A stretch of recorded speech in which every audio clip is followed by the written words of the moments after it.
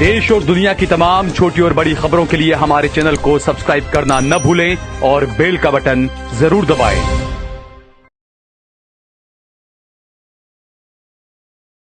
नमस्कार दोस्तों, स्वागत है आपका देश लाइव में और आपके साथ मैं हूं आशिमा त्यागी। दोस्तों, एक बार फिर हाजिर हूं महत्वपूर्ण मुद्दे पर चर्चा करने के लिए। एक बलात्कार पीड़िता जिसकी जिंदगी पहले ही सत्ता, अपराध और सिस्टम की मिलीभगत ने तबाह कर दी, वही पीड़िता आज इंडिया गेट पर बैठकर सिर्फ इतना कह रही है, सिर्फ उसके इतने ही शब्द हैं, दोषी को राहत मत दीजिए। और जवाब में लोकतंत्र का दिल कहे जाने वाले इस देश की राजधानी में पुलिस उसे जबरन वहां से हटा रही है। यही है आज का भारत, यही है आज का न्याय तंत्र बनाम सत्ता तंत्र का नंगा टकराव। तो आज हम इसी पर चर्चा करेंगे, पूरा सच आपको बताऊंगी कि आखिर ये पीड़िता कौन है, क्यों ये इंडिया गेट पर बैठकर इस सवाल को कर रही है, ये मिन्नतें कर रही है, और पुलिस का ये रवैया इस पीड़िता के साथ ऐसा क्यों है।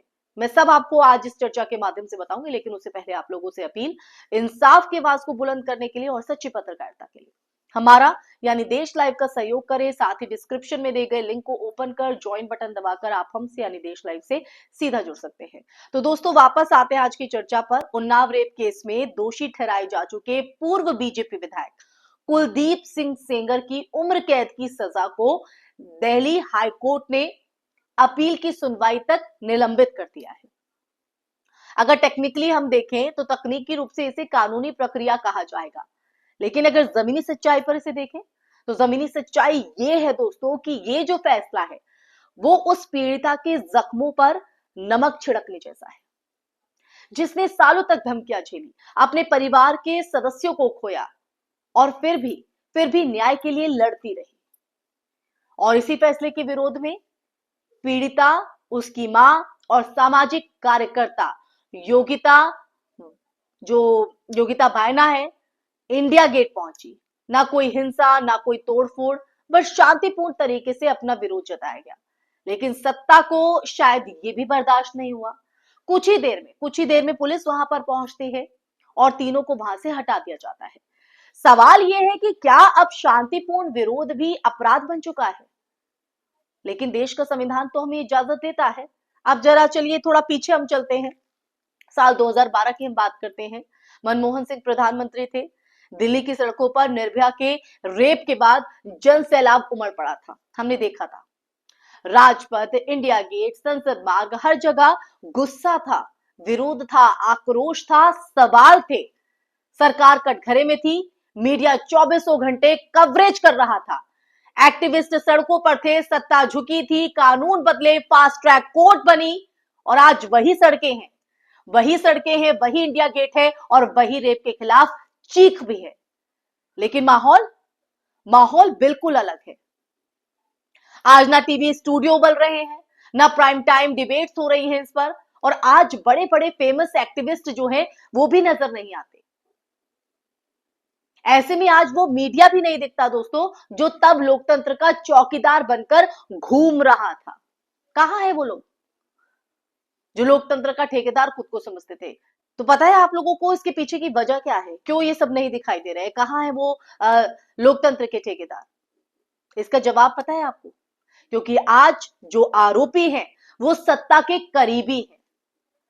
जी हां, क्योंकि आज दोषी एक ताकतवर राजनीतिक दल से जुड़ा रहा है, माफ कीजिएगा। और क्योंकि आज सवाल पूछना एंटी नेशनल या एजेंडा कहलाने लगा है।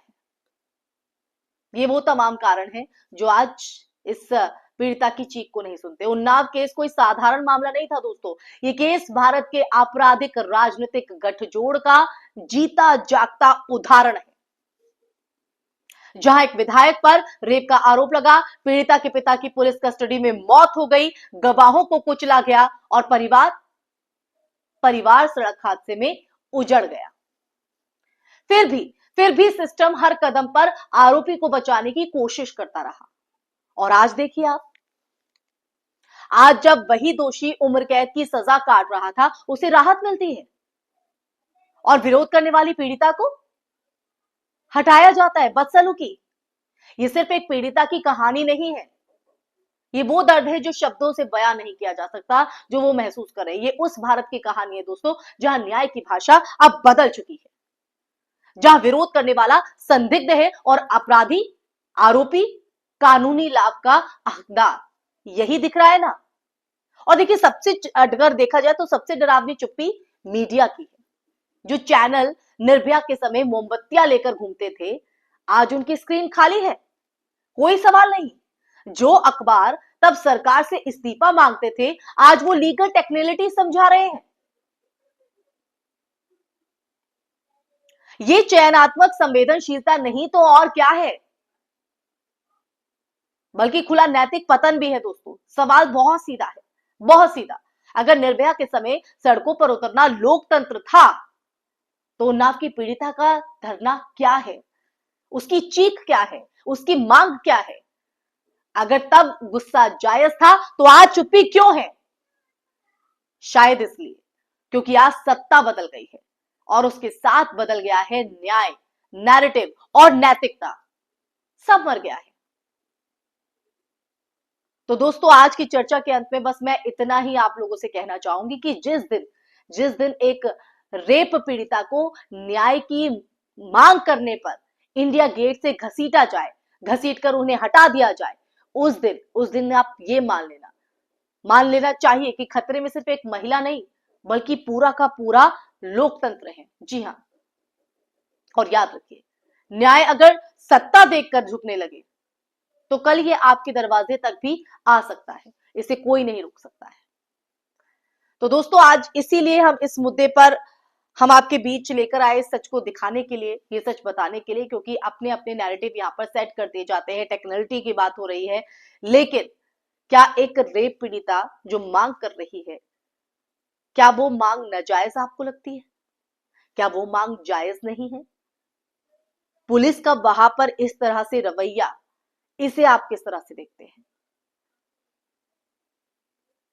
कमेंट बॉक्स में कमेंट करके जरूर अपनी राय साझा कीजिएगा दोस्तों। इसी के साथ इस चर्चा में फिलहाल के लिए बस इतना ही। लेकिन इस तरह की जो तस्वीर है, इस तरह की जब घटना सामने आती है, वो दिल को झकझोरती है, दिल में कई सवाल खड़े करती है, जिनके जवाब शायद कभी ना मिले, और मिलेंगे तब जब हम और आप सवाल पूछेंगे, अपनी आवाज को उठाएंगे, मौन धारण नहीं करेंगे।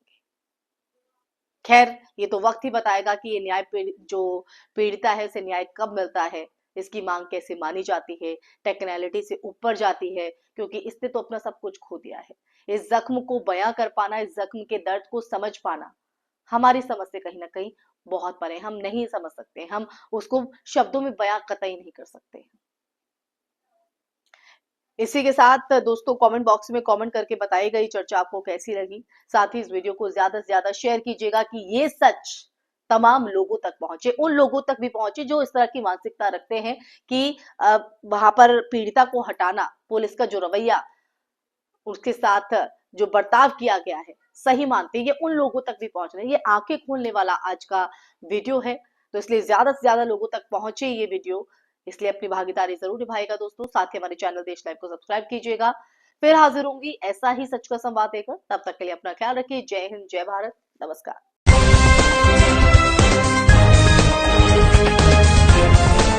देश और दुनिया की तमाम छोटी और बड़ी खबरों के लिए हमारे चैनल को सब्सक्राइब करना न भूलें और बेल का बटन जरूर दबाएं।